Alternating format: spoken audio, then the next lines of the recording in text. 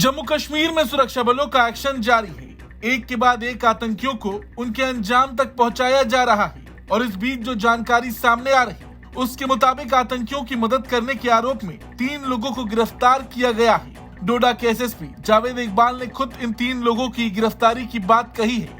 उन्होंने कहा है कि जो 3 लोग गिरफ्तार हुए उन्होंने बाकायदा आतंकियों को सेटल होने में मदद की। देखिए उनका पूरा बयान। अभी तक जो कोटा टॉप में हमारा मिलिटेंट्स के साथ कांटेक्ट हुआ था उसमें हमने उस केस में अभी तक 3 लोगों को हमने अरेस्ट किया। ये तीनों नियर बाई ही गांव है, वहाँ पे टांटा रमन करके तो वहाँ के लोग हैं वो तीनों, उनको अरेस्ट किया हमने, जिन्होंने मिलिटेंट्स को एज ए गाइड और लॉजिस्टिक्स प्रोवाइड किए थे और फिर इन्फॉर्म भी नहीं किया किसी को, उस चीज़ को छुपाया और एरिया में मिलिटेंट्स को सेटल होने दिया।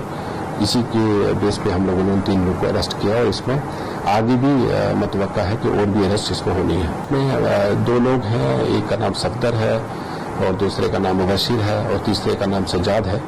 ये तीनों उसी गांव के हैं, तांता दरम्मल के, और अभी तक ये 3 अरेस्ट हुए। उसमें 2 ग्रुप्स का हमारे एरिया में सो फार अभी तक प्रेजेंस कंफर्म हुआ है।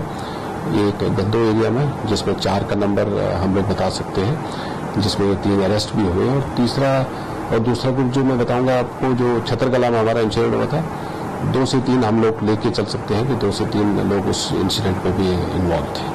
फिलहाल सुरक्षा बल और जम्मू कश्मीर पुलिस स्थिति पर नजर बनाए हुए है। डोडा इलाके में तलाशी अभियान जारी है। एसएसपी जावेद इकबाल ने बताया है कि कैसे आम लोगों की मदद और साथ की वजह से ही आज संदिग्धों को पकड़ा जा रहा और जब तक इस तरह से आम लोगों का साथ मिलता रहेगा इन आतंकियों को सुरक्षा बल दबोचते रहेंगे।